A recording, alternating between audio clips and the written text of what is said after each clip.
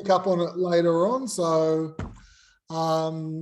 yeah, pretty much time is yours, guys. Like, how you going? What's questions do you have? Where's the, where are the holes that need to be filled?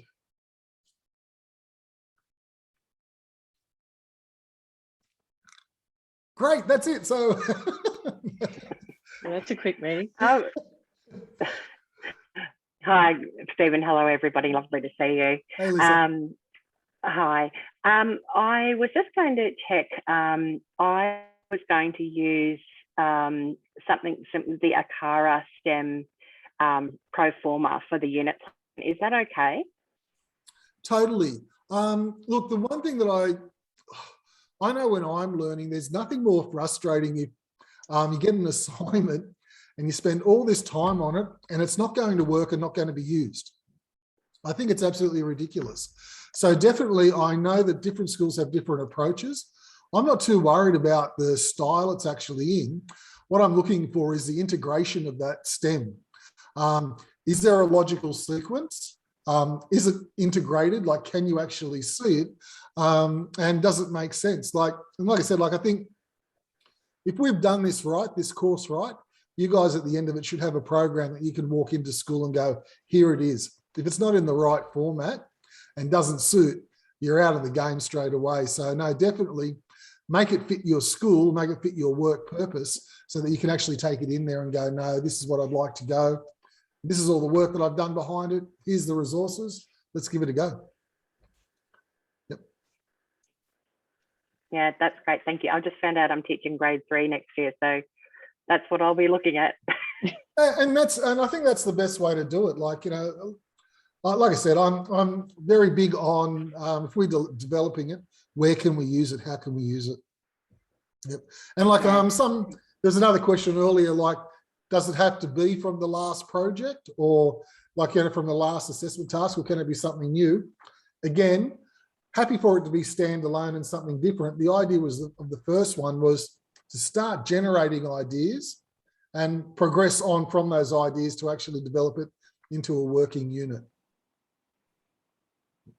So as far as it being a working unit, are you expecting assessment throughout the unit, a rubric assessment, or just mainly just the outline of the program? Essentially within the program, there should be some form of assessment. Mm-hmm. So, and again, like whatever that you're using in your school, like how it's actually going to help. Like, I don't know, how do you guys actually write teaching programs? Like, how do you go about doing it?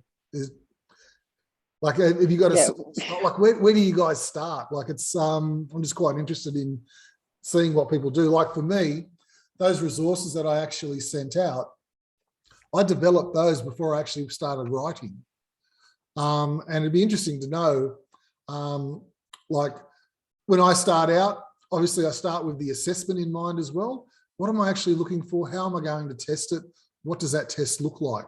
And then around that, start to build the learning. So definitely assessment needs to be there in some way, but I don't necessarily need a rubric as such going, to get an A, you need to do this. But if it helps with your planning, then definitely do it. Like, you know, if it suits your needs and you do it normally, then yeah, I'll definitely include it. But again, that's part of that package that we're looking for.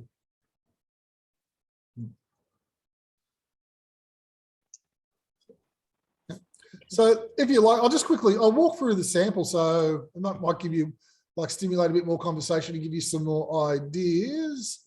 Hang on a second, I'll just stop that for 1 second. Let me get this rubric. I think this is the right thing. No, it's not. I did this once. Unbelievable. Had a meeting with all the TAS staff across the diocese, and this one person, I was designing their engagement ring, put it up on the actual, like, they picked it from the corner. So I'm very wary about what I actually show people now on the screen, making sure I get it right. Okay.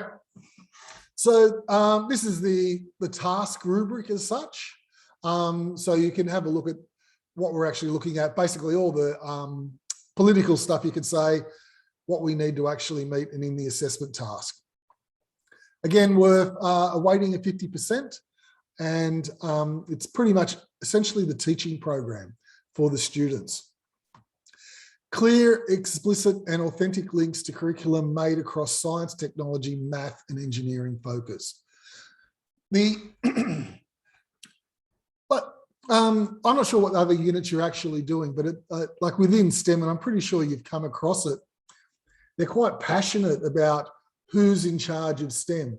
And it could be like a science focus and then everything is actually science. And they leave out like technology, or they leave out an engineering component of that. Or it might be math focused and then science gets missed. To be like STEM, we really need to actually have a look at what we're doing and try to cater for each of them, science, technology, math and engineering. So when I'm actually looking at your work, and I've got this open here, this is the teaching program that I sent you as well. What I'd be looking for here in some ways, like there's definitely the technology outcomes that are appearing here.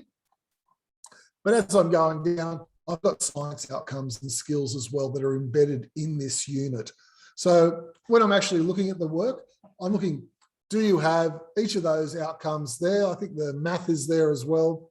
Engineering and technology is all the way through because that's the stage 4 syllabus for us. And does it make sense? Like here in this, the math outcomes, we're looking at Cartesian coordinates, like looking at the different things that are working there, and that's how it's actually been embedded. With the science, we're looking at elements and compounds, like basic science. Is it actually there within the teaching program? And in the scope, does it actually make sense? So they're the sorts of things that I'm looking for in that first outcome. With the next one here, rich pedagogical approaches used where content is embedded in a rich and purposeful and authentic program. And I'm talking stage 6 here, like as well. With industrial technology, they usually come up with this fake company has employed you to make this fake coffee table, which is to this set of plans that have already been developed. That's not much problem solving actually happening there. It's not much STEM focused at all. And that's what we're looking at here. Have you set a real challenge for the kids where they can learn?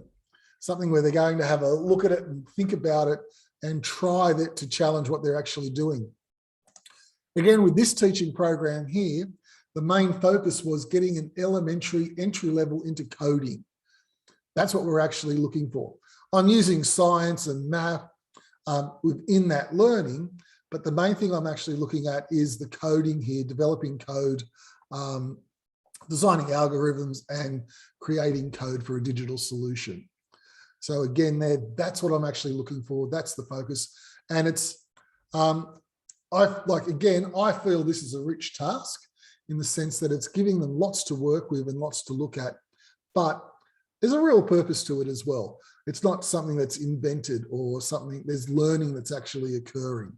And that's what I mean by that second one in that rubric. Learning objectives, content strategy, age appropriate. So like, again, with coding, if you actually look at the profile of coding, you're looking at stage 3 where they're doing things like Scratch. Whereas the next level of programming, if I was looking at 7 and 8, I'd expect like a language-based code rather than one that's actually like Scratch-based where they're block coding. So that's what I'm looking at about age appropriate. Where in that learning sequence are the students at, and is that task like just pushing them beyond where they are, so there's enough of the challenge, but more to actually learn. Here, resources, strategies that engage students, critical thinking, diversity, involve students in the learning. Basically, is the task appropriate? What I'm probably looking for here is the sequence of learning. And I'll come to this project here again, which was sent out for you. Easy one to follow, this one, or I'm hoping it's an easy one to follow because it's PBL based. Identifying and defining the problem. Just gives an entry event, knows, needs to knows, And then there's a driving question that we actually start to look at. So, and as it goes through, week 2 in the sequence, planning. So there's management strategy that's actually happening there. 3, we're starting to look at research in coding. So I'm building on the problem, giving them those different levels. So there's actually a logical sequence in the learning. How you present this, it's up to you. Like I said, for me, with this program, that as I was developing it, I found it easier to develop those resources so I could use them. And it gave me, and that's what I was coming to when I was asking at the beginning about how do people actually program and approach it. For me, I know I look at the assessment. What am I trying to assess? Coding, PBL, how do I actually get there? And then I start forming it up. What are kids into? Like at the moment, Minecraft is everywhere. They love it. So I thought, what a great little way of going through it. And if you haven't used Minecraft yet, the science in Minecraft is absolutely huge when you start getting into it. That was a little prank that I actually pulled on kids there, where the teacher uses code instead of blocking it out. I'm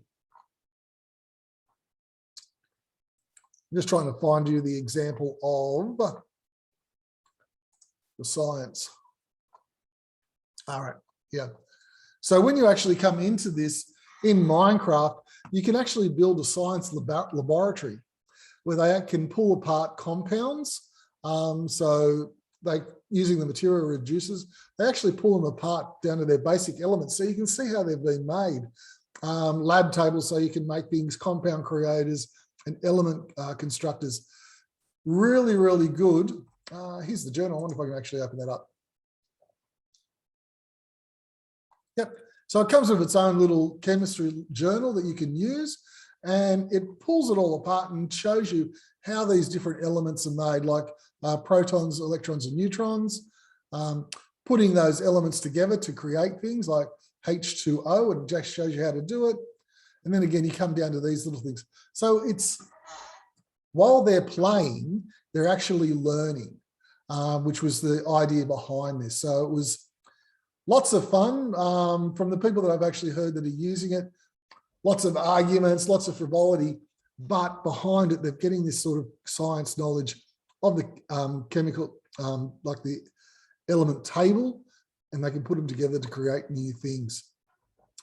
So, yeah, that's pretty like with the whole set, with the whole thing, with this rubric. Is STEM in there? Like, can I see science, math, engineering, and technology? Like I said, I believe the engineering in a lot of these cases for our programs, for the level we're teaching, the engineering is about the process on how they go about things. Obviously, when you get to stage 5 or stage 6, if you're creating a program there, the engineering changes its form. It is more about like understanding compound, like the construct, like how steel is actually made and the different forms, goes into a whole lot of a deeper level, which isn't necessarily needed. But definitely what's common with engineering from the beginning to the end is the process that they actually use. In this case here, PBL, it's a great little process, takes them through to the end content. With the technology, it's obviously the materials or it's the tools that they're actually using. In this case, it's a digital technology, so that's fine. You might find the technology could be, if you're looking at digital technologies, it could actually be B-bots or Ozobots or something like that. Or technology could be something like food, knives and forks. Like material would be food, knives and forks would be the actual tools that you actually use. So it's getting down to that level if you wish to simplify things that way.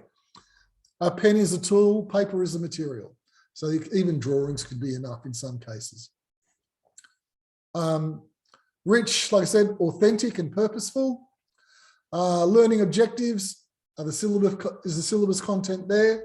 And then again here with the resources, looking at, is it a nice sequence of lessons where the kids can learn? Yeah, and like I said, from my perspective, I'd really love to see something that's actually going to be used in the future. For those that came late, there was a question about the pro forma that I sent out. That is what I use in the Parramatta Diocese for teaching and delivering like that, creating those programs. I would suggest for all of you, create them in the forms that your schools actually request, so that again, it gets that next step closer to opening up that unit of work for the students under your care. So yeah, questions, feedback, anything like that?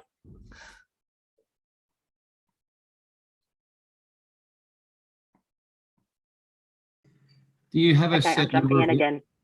Sorry, do you have a Sorry, set Matt, number go of on. lessons? Do you have a set number of lessons and weeks that you're looking at?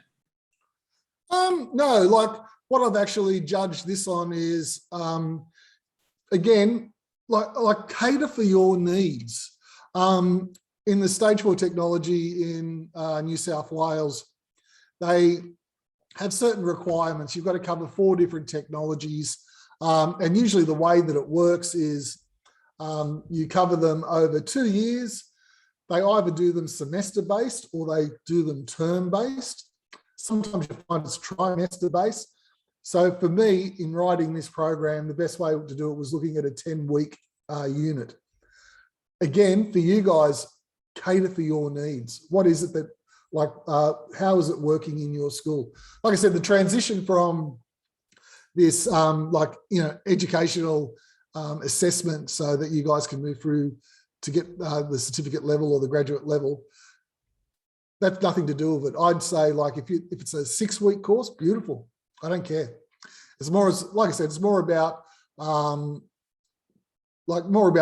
what's going to fill your needs so you can get STEM off the ground in your school and get it really going. So yeah, no stipulated length. I think around the word count, basically for these courses, they sort of say they're around about, what was the first one? It was about I think it was about 2,500 words. So you'll judge for this, it should be the same. It's about 50% of the mark. So you can see there, it's not, it won't be very huge as such, but like I said, I'd make it purposeful so that you can use it.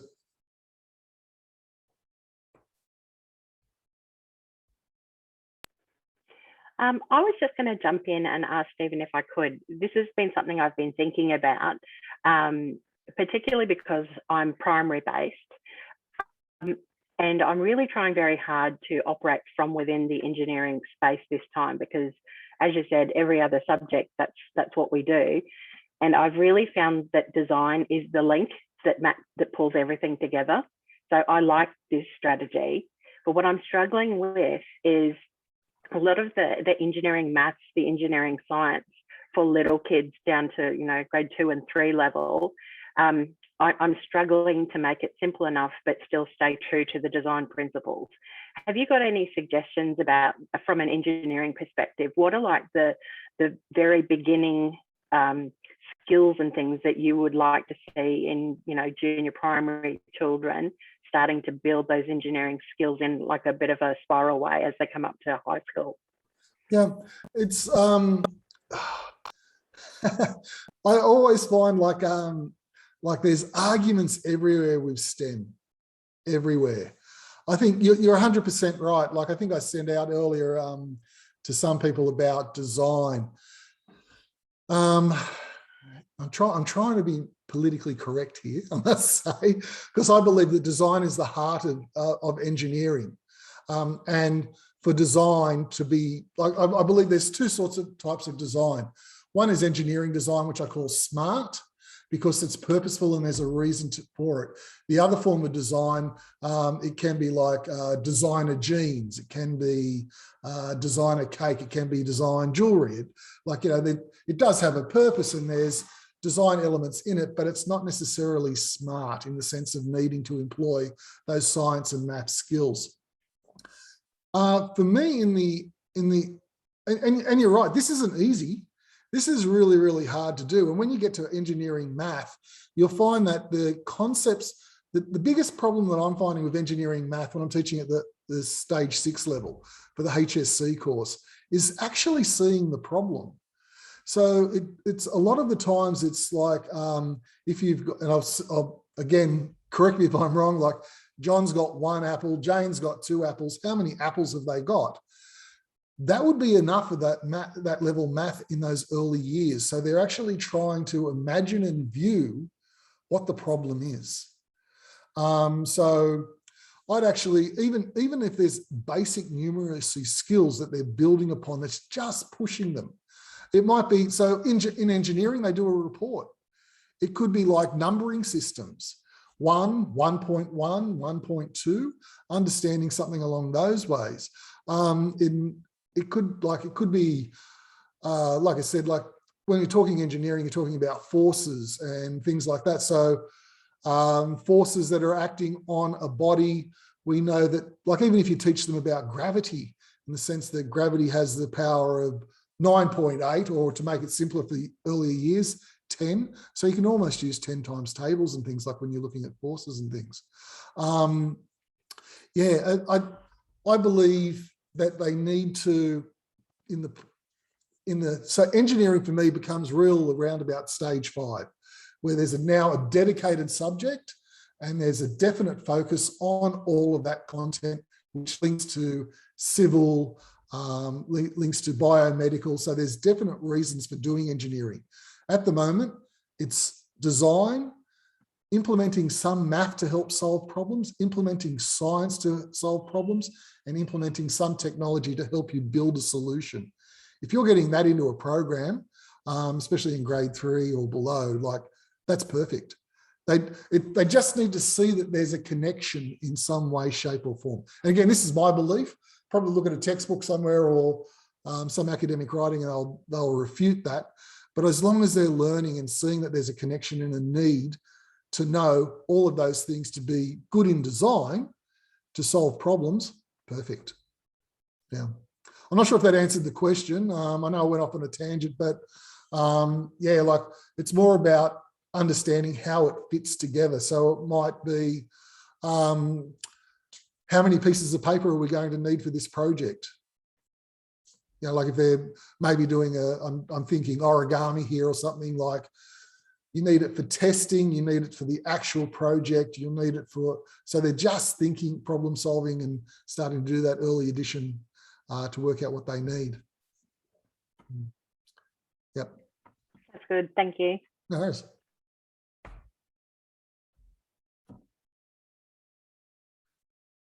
So guys, this time is really for you, like to clarify anything. So if you've got any questions, just speak up, ask. I'll try and do my best in the sense of breaking things down. But yeah, at the moment, like it's really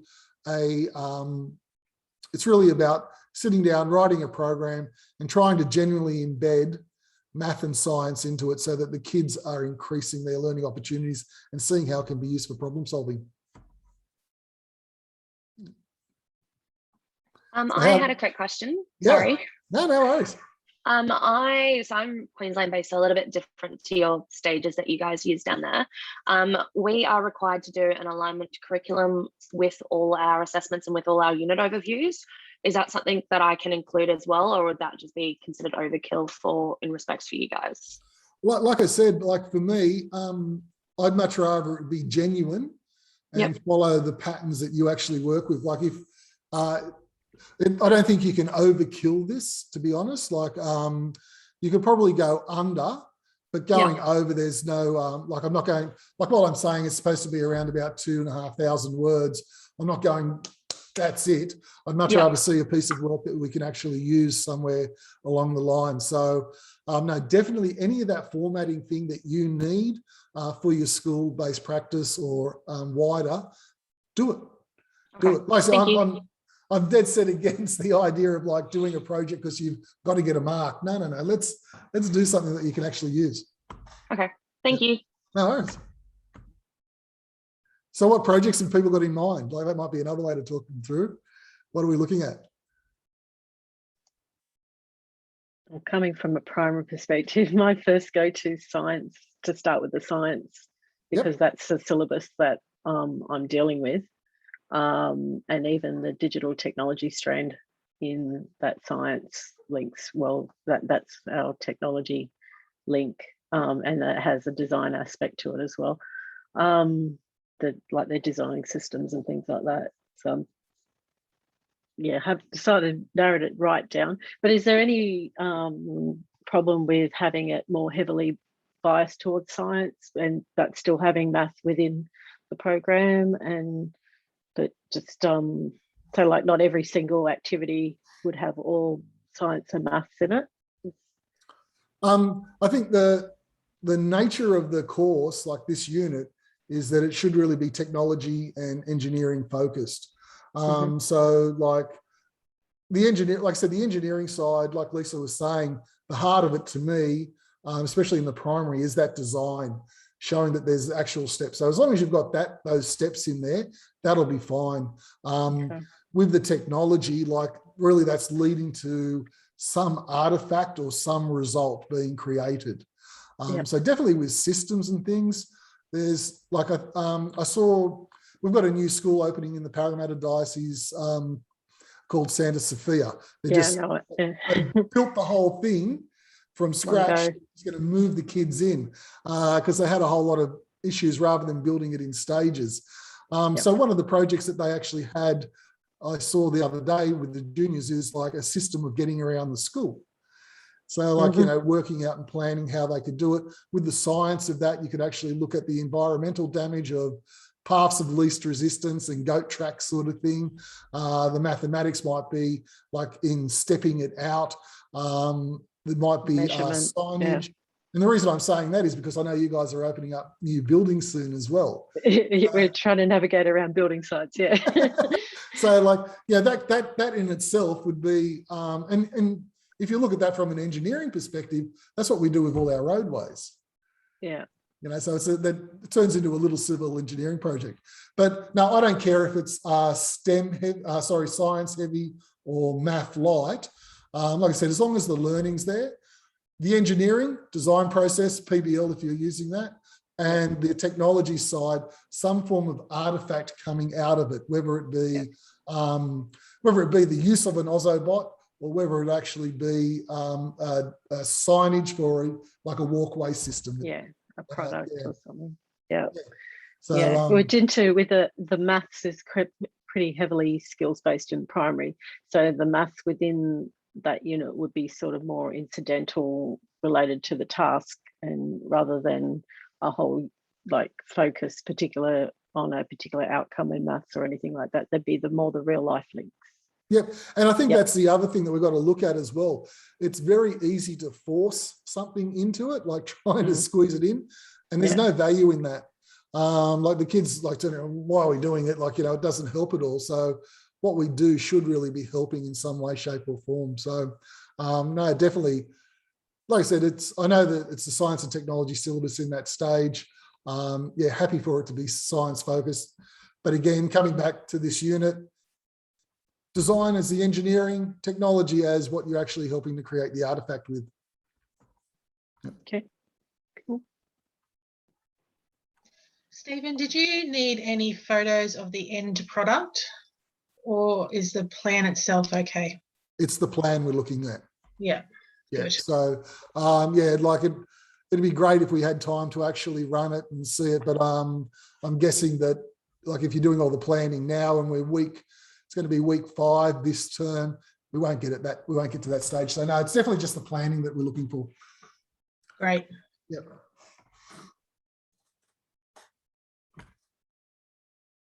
Daisy, have you got a project in mind? Like, what are you thinking about? Hello. Hello. Hi, I'm doing an edible water bubble. I don't know. Yeah, I don't know if it's going to work. I'm just, because so it's sort of like the bubble itself is made out of a seaweed extract, sodium alginate. I don't know if you guys have heard of the water bubble. Yeah. No. And I'm not sure if I like it because it's sort of like, okay, so we've got the bubble, we've got to make sure that we can fit it into our mouths without it bursting and it going everywhere. Okay, and then how are we going to cart it around? Because it's sort of to be like a solution to the plastic water bubble. Carting it around would be a bit difficult. You can't just chuck it in your bag because it's just going to go pop. but it's a complete, solution. It costs 2 cents to make per bubble, apparently. So it's interesting. It's got. That's crazy. No, wait. So sorry, I don't know anything. I'm gonna have to do some research on this after we get off. But so obviously it's like the seaweed solution's holding the water inside it. Yeah. Wow. Yeah. And there's so much in that. Like, and again, the reason I'm asking these questions about your project is to like try and give you some insight in what I'd see as being the math and science. Science that's off the scale. Yeah, I know. I'm more scientifically inclined. I'm struggling to pull apart sort of the technology and the engineering part, and the maths is sort of like working mathematically. Yep. What stage are you aiming this at? 4, because I thought, that's probably as high as it can go before it becomes a novelty and it's not all that great, if that makes sense, like mentally and intellectually stimulating. So I thought stage 4 would be as far as I could go. And I was looking at spherification, so calculating spheres,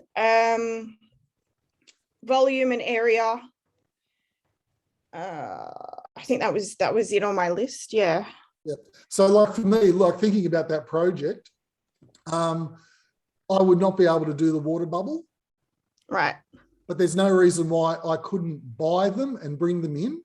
Mm-hmm. And then all of a sudden it turns into a packaging unit. How can we actually maintain this so it's actually safe? And like you're saying, then you're talking about shapes and volumes and then the different materials that you could actually use. Like even that would be a huge challenge in itself. So when looking at these projects, and this sounds fantastic, you can actually look at an element that's going to protect. So you can teach about the science and the water, and there's a whole lot there that's going on. Math, it's big as well because you're calculating shapes. And then, that's actually going through a design process of creating packaging for it. That's pretty cool. Yeah. I thought, okay, so what would make people actually get the water bubble? Because at the point now where it is, the problem is getting it to consumers because it's so fragile and it can burst. And then, where are the uses for it? You've got music festivals, all sorts of the chocolate festivals and things like that. Aged care, possibly because with dementia patients, they forget to drink water. Yep. And so if you've got like a little bubble, it's sort of like a novelty and a fun thing, and they're more likely to eat it and remembering to drink and things like that. So there's, some use for it, but not like a mainstream use like the actual water bottle and thermos, for example. Yep. And again, this is like this links into what Jade was asking about the solution. I'm struggling imagining a solution here for this. And let the kids go. I'd love to see what they actually do. Like I find it usually like these little quirky projects in the sense that it's new and novel. You give the kids like leadway and let them go. They'll blow your mind. Yeah. Oh, that's great. That's really cool. That's interesting. Thanks. I'd love to see that at the end, like how you go with it. Thank you. Grace, what are you thinking about doing? Like, have you got an idea in mind? So my school's doing a big push on sustainability at the moment. So we've got a group called Eco Marines. So they're working on ways to find more sustainable options for our school. And our P&C is currently doing some fundraising to create our first wind turbine at the school to try and generate some energy. So we're going to be using, it's kind of a basic idea that I've kind of originally envisioned for an older year grade. But I'm looking to put it in for the year 6s at the moment. So I'm going to get them to design different alternating blade designs and record. So there's a program that you can use that records the energy that is produced through the turbine using a microbit. Yep. And it tracks that data level and the energy that's actually being produced out of it. And then I'm going to get them to compare that to real world in terms for the maths as well. And because in science they're doing electricity as well, I'm talking about the conversion of energy. So I've tried to kind of tick all the boxes as best I could, and that way it makes life easier in trying to cover the content as well and making the whole thing a project rather than just, touching a little bit on each one. So Yeah, that's what I'm trying to do. So I've done most of my aligning for it, and I'm just now kind of getting into the nitty gritty of what I actually need to achieve in each step now. And again, even like when you were just talking about that, I was thinking you don't have to actually, like, we can, I'm a big believer that we, when I'm talking STEM, we can actually move into other fields as well. So there'd be no reason why you couldn't actually look at, like, if the project, that's a massive project. There's no reason why you couldn't actually turn it also into a geography one where you're looking at locations. Yes. So that was what like, I had envisioned real world, but yeah. for this assessment, I was focusing predominantly on that because I didn't want to dip too much into other curriculum areas. Oh no, go for it. Are you sure? As long my assessment's going to be huge then. As long, like I said, as long as it's like the science in there, just the way like you're talking about the fan blades, how they work, how it turns, the conversion of wind into energy, there's huge in the science, and you're talking about the math associated with that as well. Like I said, like if this is real world and you've got parents investing in it and everything as well, you're now setting yourself up as like needing a result. Yes. And again, that pressure, like with everything else we do, we don't really need that. So even if you actually like get the students to do it as a research project to work out the best location, geocaching, there's all sorts of things that you can actually do with it. You could, I took on a project once and I didn't get it finished. My goodness, I had to wear it for the rest of the time I was in that school. And that's that's a bit fearful here as well. Like, great ideas. However, do you have the technology and ability to actually complete it? That's the first sort of thing that I'd be ticking off. Like I said, like with the developing of fan blades, I'd assume that you'd need access to possibly some form of workshop to carve. So we were keeping it really simple. So we're doing mainly the shape design rather than the materials design. In doing the shape design, they're just testing which shape is most effective rather than actually producing one as a whole. So it's going to be like a miniature sized one. And the design system in the base of it is all provided. It's just focusing predominantly on those blades rather than going too overwhelming for them because they're only little still. So and that's what I'm thinking. Like, even if you actually, if you've got a model in mind, like a type of like that the aerodynamics and everything, it's just, that's huge. And what I was thinking, again, just trying to simplify it a little bit, or have like a plan B, you could say. Even if you have if the parents are going to buy something like that and they've got an idea in mind, even if you take their original idea and go, right, can we innovate this to improve it? Okay, that's probably a better way to do it. Like, so that innovation in engineering is more than enough as well. Like, look, why did they design the fan this way? Why is it curved that way? And then all the examples of fans, like if you look at the old fans that, we used to put pens in versus the new Dyson ones, like there's so many different models of how fans actually work. Like I'm not trying to dissuade you from doing what you're doing because it's absolutely fantastic. But what I'm looking at is, again, coming back to like the idea of the rubric, is it feasible? Like, can you actually get that finished? I'd actually find that, what I'm trying to say is I'd find that project hard probably with like my senior students. Okay. But definitely great idea, but maybe look at innovating and existing rather than inventing a new. Because that, I don't care what anyone says, trying to come up with a brand new concept, idea, shape, and all of that, that's hard. We struggle as adults trying to do it, and much rather get them experiencing success and be able to present their work back to the company. Hey guys, have you thought about the plan this way? Because we've discovered that this was the case. I think that'd be just as powerful, and like, rather than trying to come back and start from that, or starting with a sample would be good. Okay, cool. But also, should I provide two samples to simplify it? Or is that too prompted then? I think making it real, see if you can gather the information from, for this task, you won't need it. But what I'd like in the future, if you can gather the information from the P&C committee of what they're wanting to buy, so that they Yep. can actually see it's real, it's actually going to happen. That's Oh, where I kind of have that already. Oh, beautiful. Okay, Yeah. here's what they're planning. Let's see Yep. if we can improve this. Because they're not doing it for a few years. They've only just started fundraising for it. Yep. And so I thought that kind of gave me time to actually not trial it, but like look into it a bit more before I actually post it to P&C. So it's more giving the kids something to work towards as they've just been told about it. So it gives them a real world kind of touch to it rather than just being like, oh yeah, we're doing this project because. Yeah. So, well, that's kind of what I was hoping for anyway. So Yeah, no, definitely. Yeah. Like, see if they can innovate it, improve the existing design. Yep. And then they can see that there's a link and it will happen. You can carry it on to the next term where you then start doing geography, geocaching, where's the location it should go. Then they can present that back to the P&C as a real world audience. Awesome. That'd be That's pretty great. cool. Yeah. Man, I didn't even, these are good projects. These are excellent. Thank you. Jade, have you got a project in mind? Yeah, we're doing explorers at the moment. So they're learning about sailboats, which is, the sailing boats that they obviously explored on. So they've become quite fascinated about that idea of the sails and, how many sails they needed, why it took so long, all of those different concepts of things.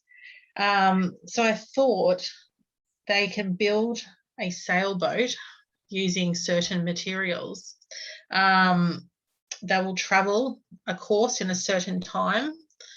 I don't know if that's a too simpler idea or not, or Sounds like a great fun project, and there's an excursion in there as well.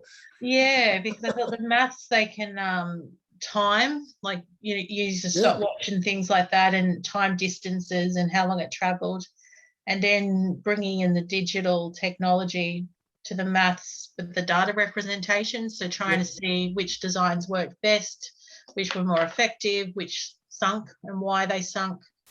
Obviously the engineering I thought was the actual building of the boat, because some of the constraints will be they've got to carry passengers and supplies with them. And that comes in a little bit to do with the history side of it. What would you need if you're going to go exploring to another country? Because the idea is that they're going to get to America, and that's the lead into it in Discover America. And that's the next cycle of learning from that once they can be able to get in their boat, figuratively speaking. Yeah. No, and again, that's another project, like I said, like with like traveling from you in Brisbane, are you? Or yeah, like even mapping the path around the world to actually get to America. Like I said, that'd be easy enough to involve geography there as well, to make it more rich in content. But that's another great one. No, it's really good. And there's so much in there as well, like with the math and the calculations of, like you said, the data collection and wind speeds and things is great. But even you could do weights and being able to carry those different weights. No, that's really good. That's really rich. That's so good. Is that an appropriate task for this? Oh, yeah, sounds great. Excellent, thank you. Chris, how are you going? Well, thank you. Thank you. Sorry, I couldn't get the computer to open up, so I'm on the phone at the computer at the same time. But for grade 2, we've just had STEM week at school, looking at a bit of an introduction for the whole school of different things. Like some levels we're looking at Mindstorms and the We-Dos and Legos and Unplugged and so on, tasks for STEM. So the kids are really excited at the moment about it, and we're going to visit the Science Centre in next week. And so they were really interested in the elements of solving real world problems, but in a really scalable way where they're just coming up with the robots that would be upscaled to do the real thing for the real world. So I had the idea of things like using that. They love using Minecraft, as you said before, but they haven't done it yet.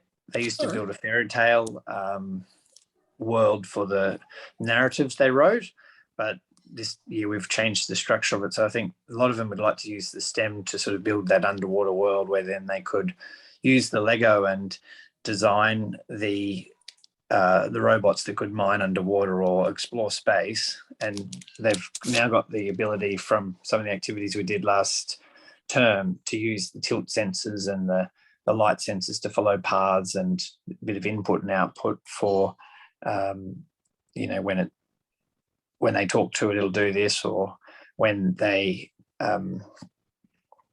when the robot reaches a certain color, it'll respond in a certain way. Yep. And then they looked at makeys at the same time, and that sort of inspired some kids to make, you know, like when the cat touches, some of the examples, there's like a cat touching a sensor or a piece of alfoil, and then it turns the computer camera on as like a security camera concept and things. So I think they'd really enjoy mixing together some of the parts to come up with solutions that are for real world tasks, but obviously not going to solve the real world tasks. Does that work? Cool. That's cool. Like there's so much, like with the technologies that are coming out, like the makey, there's so much there that you can possibly do. And Minecraft, I always find like, the kids are already interested in it. They really get excited and they excel in what they're doing because they just, like I've gotten in trouble because the kids are doing too much homework. Let's put it that way. So anything like that is really good. Like if you can get them going with it. But I also love the idea you're tying it back into an excursion. That's really getting out into the real world, showing them what we can do and everything. So that just makes that project more real and richer. That you can actually see where it's going to, like how it can affect things. No, it's really good. Has everyone actually heard of the STEM MAD competition? Has that actually come through your schools yet? Like through the Catholic system? Like, only on your links, I've seen it. Oh, right. Okay. Only through your, like through the course materials, but not from anywhere else. Yeah, because it's actually like ask around, because it's actually quite a big initiative that they're going Australia wide for the first time this year. So next year, like all of these projects, there's no reason why we couldn't actually start putting them into that competition as well. Great recognition, shows people like, you know, what we're actually doing, higher profile for STEM, and it's specifically for Catholic schools across Australia. But yeah, definitely all of that. Like, I'd love to see all of these projects like in action and down there in Melbourne. And well, you know, who knows? Like you guys need to go down and present in Melbourne with your kids. So trip to Melbourne when it's COVID safe, by the way, when it's COVID safe. But yeah, no, like yeah, like let's use these projects and get them out there where we can. Cool. Look, guys, you're on the right track. You're on the right track. Like I said, keep it real in the sense of your work circumstance so that you can actually use it. That's probably my biggest thing there. Like I hate the idea, I've said it a number of times now, I hate the idea when you're doing work for like chasing a mark. But yeah, just keep it real. With the engineering side of it, especially in the younger years, it's that design process that they're stepping through. That's great. The technology is about an artifact they're creating and then adding the science and math in where we can. So that's pretty much it from me, unless someone else has got something else. Feedback, how's it going? Did this course meet your needs, ideas? Is it of value? Did you find that as well? Yeah. Yeah. Like I said, if you can think of anything that I've missed or we haven't hit right, please let me know because, look, I believe this is valuable. I think it's also fun. And it's also when you start getting into the idea how engineering fits in that STEM acronym, I might even be able to change Carmel's mind about science, you know, her love for science. I think I've already changed my mind. I'm going with that idea of the navigation system. I'm thinking of like some kiosks around the school that will, so the kids can program it maybe in Minecraft. I don't know, I'll have to look at the capability of it for when the building's finished to how to navigate from each part from that perspective. So they're going to have that mapping tool. Yeah, and even like with that, with having signs, like building signage for that as well. You know, like there's like science is great, math is great, but like I just love the idea when we can bring it together to make it real, to create something that we can actually use functional. So it'd be a good intro unit for new students because we've got new students coming in every term. So to have something that shows them the layout at school from different perspectives, where they are in the school and stuff like that. Yeah. Oh, that's good. Good. I know a lot of my kids are mad on Minecraft at the moment. So.